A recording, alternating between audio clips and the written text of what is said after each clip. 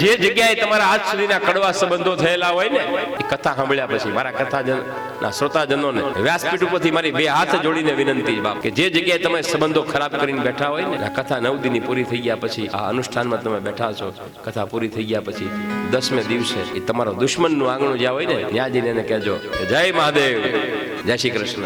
જેની સાથે તમે અત્યાર સુધી ન બોલ્યા હો, તમારા કુટુંબમાં, તમારા પરિવારમાં, તમારા આડોશ પાડોશમાં, કથા સાંભળ્યા પછી બીજું કાંઈ ન થઈ શકે તો કાંઈ નહીં, એટલું તો કરજો કે બગડેલા સંબંધોને ફરી પાછા.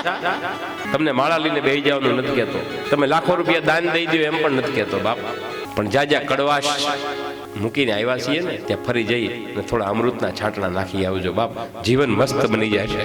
કહેજો ત્યાં જઈને કે ભાઈ અત્યાર સુધી જે થયું તે થયું, પણ આજથી પાછા આપણે બે હાલ બોલતા થઈ જાય, હું ભૂલી જાઉં ને અને એ ન ભૂલે તો કાંઈ નહીં. આપણે તો મારા કથાના શ્રોતાજનો તો વિનંતી, આપણે તો ભૂલી જ જાઓ, એને જે કરવું એ આપણે તો જઈને કહી દે. અબોલા તોડવાના પ્રયાસ કરો, કોઈ બાપ દીકરો, કોઈ દેરાણી જેઠાણી, કોઈ સાસુ વહુ, ક્યાંક આડોશી પાડોશી, ક્યાંક કુટુંબમાં ભાઈ ભાઈ એવું કંઈક થયું હોય તો અને કથામાં ત્યાંથી છૂટ્યા પછી આ બધાની યારે પણ પાછો સંબંધ રાખજો, કેમ કે એ તો બધા સંબંધી આપણા છે જ. ઘરે જઈને આપણે મૂકીને આવ્યા છીએ, એ તો આપણા હાચા હાગા છે કે નહીં ખબર નહીં મને, કદાચ હોય ખરા નહીં હોય. ઘરે આપણે જયારે હું તમે બધા મૂકીને જઈને આવ્યા છીએ એ તો બધા આપણે એક છાપરા નીચે કેમ ભેગા થયા છે ખબર છે? ઋણાનું બંધને ભેગા થયા છે. એકબીજાની લેણદેણ હતી ને એટલે એક છાપરા નીચે, એક છત નીચે આપણે એકઠા થયા છીએ.